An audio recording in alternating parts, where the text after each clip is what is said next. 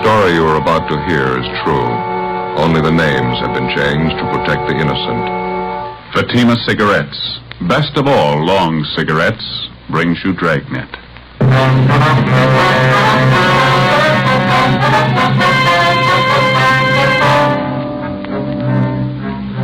You're a detective sergeant. You're assigned the homicide detail. A well-known businessman in your city disappears suddenly from his home. He's seen driving away from the house in the company of two unidentified men. There's no explanation for it. Your job? Find him. How does Fatima compare with other king-size cigarettes? Fatimas are the same length and circumference, 85 millimeters long, 1 1/64 inches around. And Fatima filters the smoke exactly the same long distance as any other king-size cigarette. Tell me then, how is Fatima different from other king-size cigarettes? In Fatima, the difference is quality. Fatima gives you extra mildness, a much different, much better flavor and aroma. Remember, Fatima has all the advantages of extra length plus Fatima quality, which no other king-size cigarette has. So, insist on the best. Smoke king-size Fatima, best of all long cigarettes.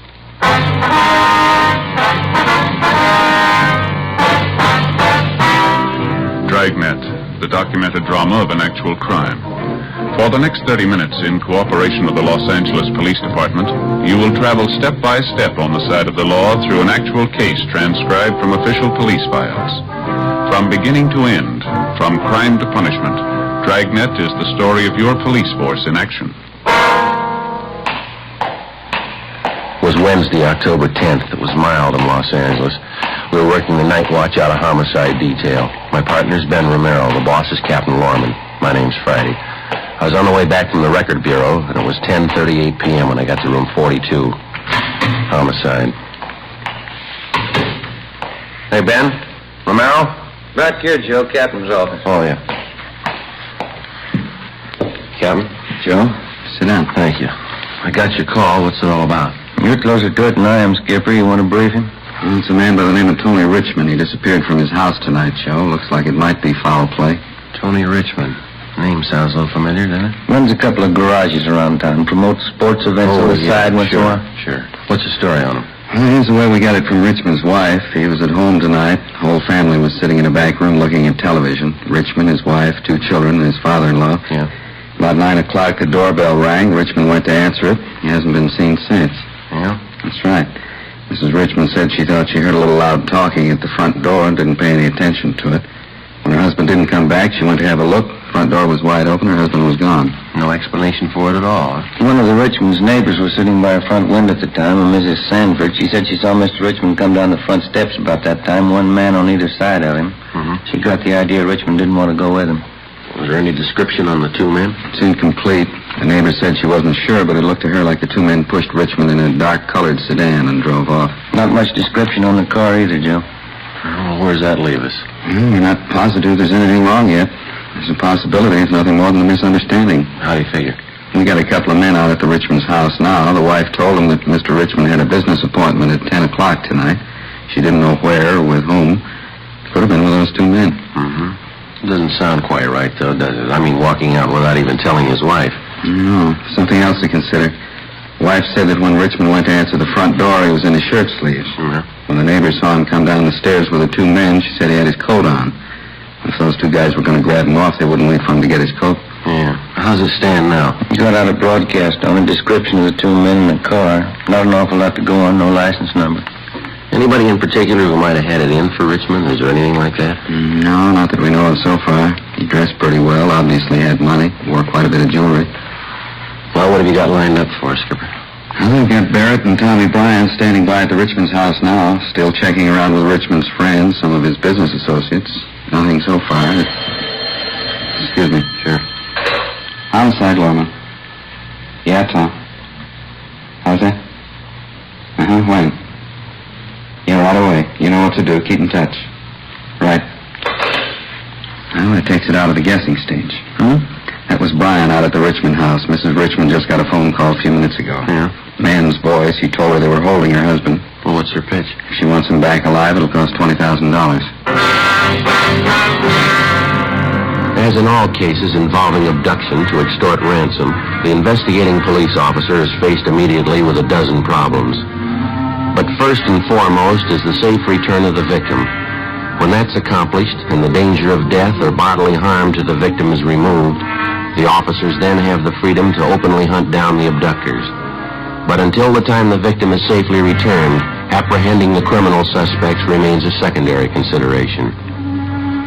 10:45 p.m. Together with Captain Lorman, Ben and I left the office and drove out to the Richmond's home out in North Hollywood, the scene of the abduction. We parked our car several blocks away and entered the house from a back street. It was a large, sprawling ranch-style home, richly landscaped. We went inside and checked with the two men from homicide on duty, Barrett and Bryan. They told us that there'd been no more phone calls, anonymous or otherwise. They also told us that so far the victim's wife, Adele Richmond, had been hostile and uncooperative. The abductors had warned her on the telephone about calling in the police, and now she was all for paying the $20,000 ransom and handling the case without the police. While Ben, Tommy, Bryan, and Barrett rechecked the neighborhood for other possible witnesses to the abduction, Captain Lorman and I went inside and met the victim's wife and the victim's father-in-law, Fred Wellman. The wife was an attractive brunette in her early 30s. Can't you understand? I just don't want the policemen here. They can be watching the house right now. They'll kill Tony if they know you're here. No, honey, there's no use getting upset like this. It isn't going to do any good. Your father's right, ma'am. I know it's hard on you, but getting all worked up isn't going to help much. Well, I wish I'd never called you in the first place. I can handle this. I'll pay them the money. I'll pay them anything as long as they bring my husband back safe. Yes, ma'am, that's possible. But what makes you think you can trust those men? How do you know you'll get your husband back after you pay the $20,000? That's what they told me. I talked to them on the phone. That's what they promised me. Well, they promised other people, too, ma'am. You give them $20,000, they'll want $40. Give them just one opening, they're going to run it into the ground. They'll take everything they can get, and you still won't have your husband back. Well, there's no other way. I have to take the chance. I have to. There is another way, Miss Richmond. That's why we're here. What if it gets in the papers, publicity? Those men are bound to hear about it. There won't be a line in the newspapers, I promise you that. As far as we're concerned, the only men who'll know about it will be the officers working the case. We'll do everything we can, ma'am, but we're going to have your cooperation. I don't know. If anything happens to Tony, I've got to sit down. I can't even think. I'm so worried. That's it, honey. Here, you sit here. I'll get you some coffee. Good hot cup of coffee. Would you see how the children are, Dad? See if they're covered. Yeah, sure, honey. You just rest. You care for some coffee, officers? No, sir. No, thank you. All right. Now, about that phone call that you got, Miss Richmond. They told me $20,000. If they get it, they'll let Tony go. What else did they tell you? That's all. They had Tony, and that if I wanted to see him again alive, we'd have to pay $20,000. Well, what about the arrangements for delivering the money? Did you discuss that at all?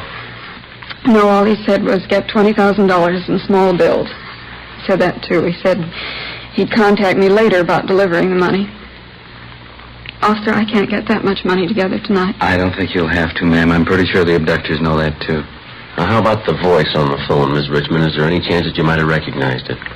No, I haven't any idea who it was. Well, did he give you any hint at all as to about how much time that you'd be allowed to get the money together? Well, he said he'd call later on. I got the idea he meant later on tonight. He told me he'd have more instructions for me then. I'd like to ask you once more, Mrs. Richmond, can you think of anyone who might try something like this on your husband? Maybe somebody who needed money, who carried a grudge against Mr. Richmond. No one at all. Tony always got along very well in business. He works hard. He works awfully hard.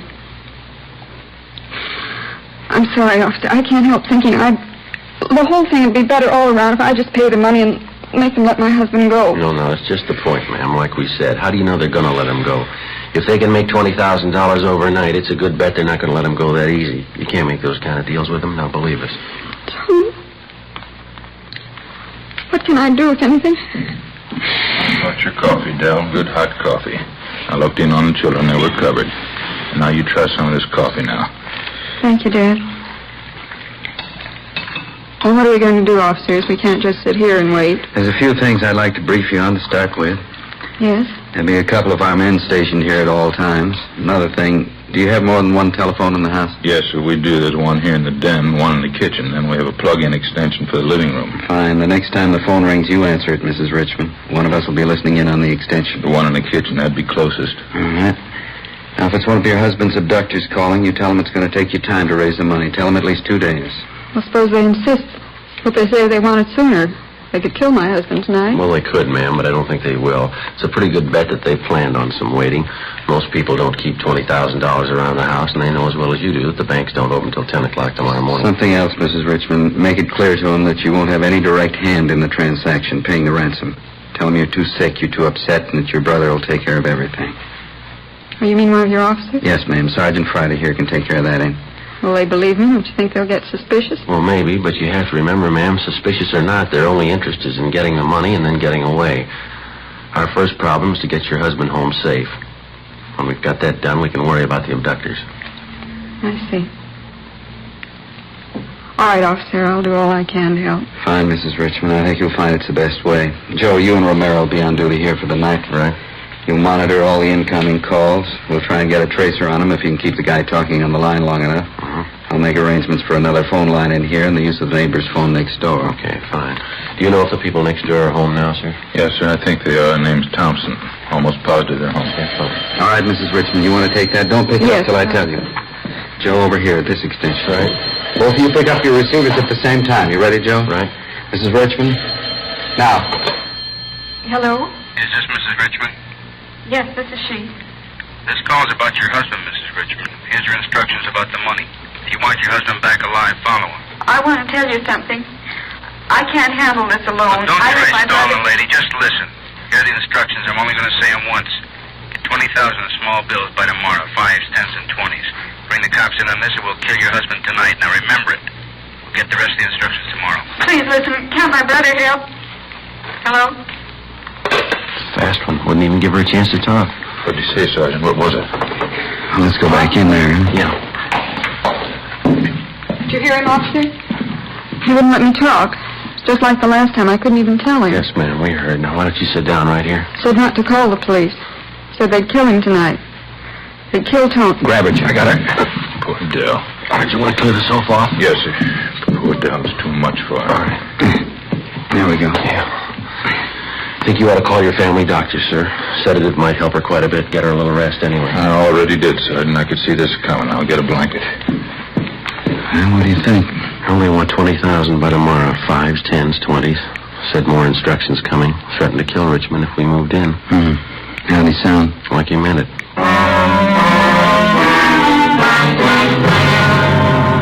12:35 a.m. Captain Lorman and I remained by the phone. The family doctor arrived, gave Mrs. Richmond a sedative, and she lay down for a rest in her room. Barrett, Tom, Bryan, and Ben came back to the house just before 1 a.m. They had a few more details on the description of the car used by the abductors, which they'd gotten from residents in the neighborhood. The information was relayed to communications, and a supplementary broadcast and an APB were gotten out. Ben and I stood watch at the house for the rest of the night, but there were no more calls. In the early morning, stakeouts were set up at the victim's place of business and also at the banks where he maintained his accounts and safety deposit boxes. That night, Ben and I still were at the Richmond place, standing by at the phone. There'd been no contact from the abductors during the day. We waited. Midnight. 3 a.m. 6 a.m. No word. Another day passed. And then another. Still no contact. No trace of Mr. Richmond or his abductors. Saturday, October 13th, hope for the victim began to fade. Ben and I stayed on at the Richmond house. Say, could I get you officer something to eat, maybe? A nice piece of cold beef in the icebox. Could make you a sandwich. No, Thank you. Just the same, sir. How's Mrs. Richmond tonight, sir? Is she feeling any better? My daughter, no better. She took a couple of pills the doctor gave her, trying to get a few winks of sleep, poor girl. There's no use you sitting up with us, sir, if you'd like to get a little sleep yourself. No, I'd just as soon sit up. Couldn't sleep anyway. Hey, I don't suppose either you would care for a little nip. No, Say no thanks. Guess you wouldn't mind if I had one myself. Seems lately that's the only thing that relaxes me. Go right ahead. When you get to be my age, a little bit helps now and then. Well, there's some new magazines on the table there. Might help to pass the time for you. Thank you, sir. 3 days now, not even a word about Tony. What do you really think, officers? Well, it's pretty hard to tell, Mr. Wellman. We're doing everything possible to find your son-in-law. There's not much to go on so far. Funny thing about Tony. Young fella, ambitious. Look what happens. Yes. Wouldn't mind if I turn on the radio here, would you? I'll keep it low. No, sir. Go right ahead. Sir. Yeah, it's a funny thing about Tony. The day he married my daughter, I knew he was going to make it. Bright fellow, Tony. Sure been good to me. That's so? Sure thing. Took me in right after the wife died. I was out of work at the time. Been with him ever since. Attend the garden, kind of clean up things. Tony's always been real good to me. No in-law trouble, nothing like that. Mm-hmm. And look what happens. Young fella starts with almost nothing. Builds a good business, family, nice home. Just look what happens. Well, there's no need to give up yet, sir. There's a good chance he's still all right. I don't know. I guess I just got a feeling about it. How do you mean? About Tony. He's a fine young man. Things like this, they always happen to the fine young man. You take me, for instance. I wouldn't make money the way Tony does. Build a big business the way he has. I guess that's why I'd never be in the trouble he's in. I don't think I follow you. Guess I never wanted it, Sergeant. Couldn't get interested in making money. You break your back like Tony does. You work, you get a big bank account. Yeah. Get the home, the big car, and the swimming pool. You work for it like Tony did. You work hard. You get your big checkbook and everything you want. Just look what happens. Poor Tony works night and day for the money. Right now, he's no better off than the guy who's only worth a dime. They don't hold beggars for ransom, do they? Excuse me, sir. I wonder if you have an extra book of matches around. I believe I'm out. Well, sure thing, Sergeant. I got some in the kitchen. Sure you wouldn't care for a little nip? No, sir, no thanks. Think I might. If it helps now and then. Ben? Yeah. Wonder what he means by every now and then. You want to grab the extension out in the kitchen? Right. What'll I say, huh? Now. Hello? Is this Sunset 18046? Yeah, that's right. Was Mrs. Richmond there? No, not right now. This is her brother talking. Is there any message? I want to talk to Mrs. Richmond. Well, she's not here. Have you got a message for her? Would you say this is? Well, this is her brother talking. If you'd like to leave a message for Mrs. Richmond, I'll see. This isn't her brother talking. I know his voice. Who is this? Well, maybe you can tell me who you are. This is Tony Richmond. Where's my wife? Richmond, where are you? Who is this? Where are you? I got away from her. Way out in the valley. Dairy range near Sepulveda. Are you a cop? Where can we find you? About a mile from Telegraph Avenue in Sepulveda. A road in the middle of a dairy farm. If you're cops, you drive out with the red light on and honk the horn. How soon can we meet you? A half hour. You get out of your car and stand right in front of the headlights. I'll be watching you. I want to get a good look at you. All right, half an hour. Something else. I got hold of a gun. Yeah. And if you're not cops, I'll know what to do.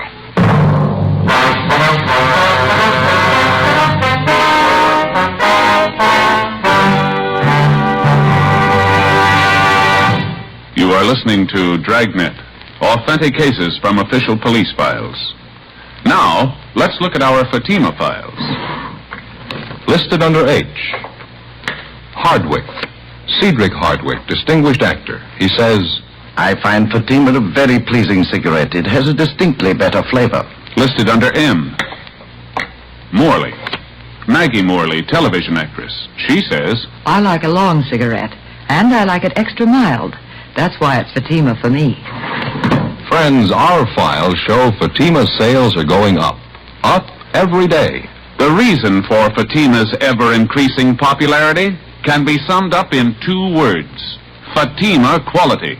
Fatima gives you extra mildness, a much different, much better flavor and aroma. If you smoke a king-size cigarette, remember this. Fatima has all the advantages of extra length, plus Fatima quality, which no other king-size cigarette has.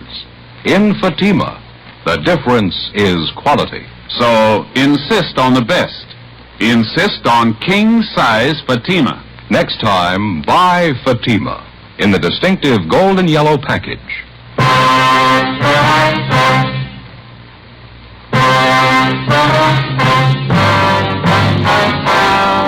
1:30 a.m. After we got the call from the man who identified himself as the victim of the abduction, Tony Richmond, we put in a call for Captain Lorman. We told him about the phone call from the victim, his request for us to pick him up, and also about the conditions he stipulated that we follow. The captain ordered 3 cruiser cars and a car to pick up Ben and me and take us to the location specified in the phone conversation. 2 a.m. With the red light turned on, we pulled up at the approximate location indicated. It was a lonely spot on a lonely road, a little more than a mile off the nearest highway. We waited. We didn't know what to expect. It could be that the phone call, supposedly from Tony Richmond, had actually been made by one of the abductors. It could be that it was nothing more than a diversionary action intended to distract our attention while the abductors carried out their plans to obtain the ransom money from the victim's wife and make good their escape. We kept waiting. Ben sounded the horn at frequent intervals. Captain Lorman and myself stood up in front of the car in the glare of the headlights. 10 minutes went by. 15 minutes. Finally, a half a dozen yards down the road, we spotted a man climbing up the side of the drainage ditch and onto the road. He walked slowly toward us into the glare of the headlights. In his right hand, he held a gun. You can put the gun down, mister. You're the police, show me. Here's our car. Here's our identification. Here you are. His badge, ID card. Oh, thank God. Thank God, thank God. The first thing we did was to notify the victim's wife and family that he'd been found and that he was unharmed. Then we called the office and told them what had happened. We offered to drive Richmond to his home immediately, but he told us that he was all right and insisted that he show us where the abductors had held him captive. We got in the car and started driving north along a dirt road that led off Sepulveda. On the way, Richmond briefed us on what had happened. He said that he'd been taken at gunpoint at the front door of his home 4 nights before, forced into a car by 2 men that he'd failed to recognize, and then driven to an abandoned shack in a deserted area in the San Fernando Valley. The 2 men had tied him hand and foot, partially stripped him, gagged him, and placed him under a floor of the shack and left him there. One of the men returned each day to give him something to eat. That night, Richmond told us that his captor failed to retie his hands securely. When the man left, Richmond succeeded in freeing himself from the ropes, made his way to a phone, and called his house. Outside of shock and exposure, he seemed to be all right. After pointing out the shack he'd been held captive in, and after we'd checked through it, Richmond was taken home in one of the cruiser cars. Ben and I remained on stakeout at the shack. Pretty dark. Can you see the shack all right from here? Just about, yeah. Keep an eye peeled on the road, huh? Yeah. No smoke? Thanks.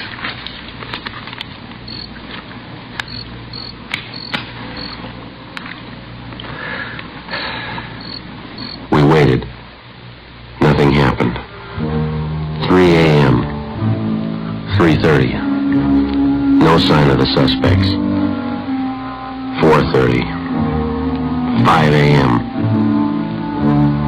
5:12 a.m. Ben spotted the headlights of a car at least a mile down the road. We watched them come toward us. When it got close enough, we saw it was a dark-colored late-model sedan. It fitted the description of the abductor's car perfectly. It swung off the dirt road and pulled to a stop near the shack. 1 man got out.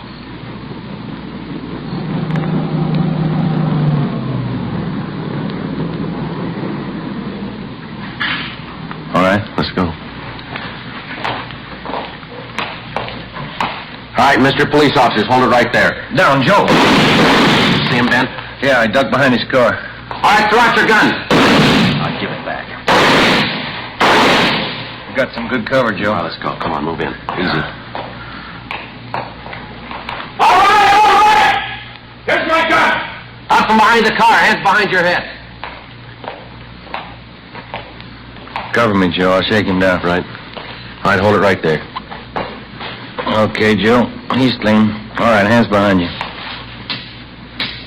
Sure like to play it safe, don't you? Handcuffs. They work pretty good, mister. Much better than rope. We called the office. A relief team came out to replace us on stakeout, and we took the suspect downtown to the interrogation room. He was checked through R&I and identified as Gerald Adams, a one-time loser. Together with Barrett and Bryan, we questioned the suspect. For 3 hours, he refused to admit that he had any part in the abduction of Tony Richmond. We gave up for the time being, took him to the main jail where he was booked on suspicion of kidnapping. A little after 11 a.m., Gerald Adams' partner showed up out at the shack in the valley. He was taken into custody. He was brought downtown, confronted with the evidence against him, and he gave us a full statement admitting his guilt. Late that afternoon, we went back to the main jail, signed out Adams for investigation, and brought him back to the interrogation room.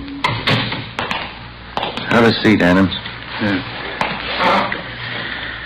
Okay, what is it this time? Same as before, Adams. What do you say? You going to tell us about it? I told you my story this morning, mister. You got it all. Thought maybe you'd like to know. We picked up your partner. He gave us a signed statement. Here's a copy of it. Have a look. It's down in black and white. Your partner says you were in it with him all the way. What'd you say, Adam? Doesn't mean anything to me. You probably forced it out of him. Well, that's not what he says. He blames the whole thing on you. Says you set up the deal, you gave the orders, you made the phone calls for the ransom money. Says that's the way he's going to tell it in court. He's going to need a lot of proof. He gave it to us. He showed us your apartment, a couple of ransom notes you'd written, showed us the typewriter you wrote them on, showed us the clothes you wore the night you grabbed Mr. Richmond. He's a liar. Not according to our crime lab, he's not. They checked over the clothes, found particles of dirt and pollen in the trouser cuffs. They match up with samples we took from that field out by the shack. Well, it ain't true. None of it's true. You guy's a liar. Well, there's his statement, Adam. It's all there. If you got any corrections in the story, now's the time to make them. Adams? There's only one thing I want to know. Yeah? How did it happen? How'd you get a line on us? Richmond got away from the shack. We staked out on it till you came along. Doesn't figure. He couldn't have gotten away. I had it all worked out. Your partner didn't. I showed him just what to do, how to handle the thing. I showed him where to hide Richmond. Couldn't have goofed up. I showed him the whole routine. Well, there's one thing you didn't show him. Yeah? How to tie a knot.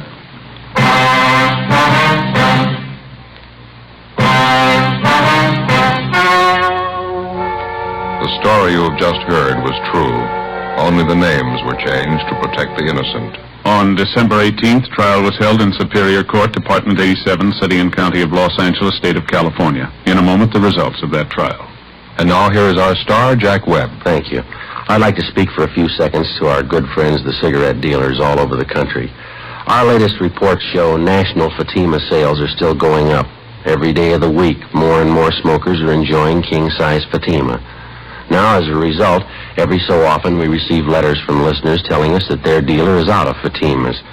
So I'd like to suggest this. You can do yourself and your customers a big favor by making sure you always have enough Fatimas to meet the ever-increasing demand. Put them out on the counter and watch how your customers go for Fatima quality. Fatima.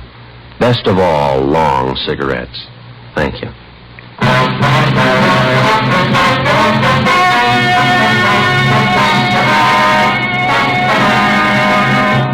Gerald Adams and his accomplice in the abduction of Tony Richmond were tried and convicted in Superior Court of kidnapping. The state penal code stipulates that kidnapping for the purpose of extorting money is punishable either by death or by imprisonment in the state penitentiary from 25 years to life.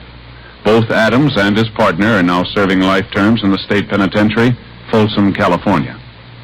Ladies and gentlemen, one of the first contributions to the special $5 million Red Cross flood relief appeal was $2.07 in pennies and nickels from two 9-year-old playmates in Kansas City, Missouri. Stepping up to the reception desk in the Kansas City Red Cross chapter, the pair proudly offered their earnings gained from touring neighborhood streets, reciting, and singing nursery rhymes. The money the Red Cross provides for rebuilding a house or refurnishing it, or for helping a family find the means to help itself, will be given outright, not lent. These were the words of President Truman in asking the American public to contribute at least $5 million to the Red Cross to aid the disaster-stricken people of Kansas, Missouri, Oklahoma, and Illinois. Won't you help through your local Red Cross chapter?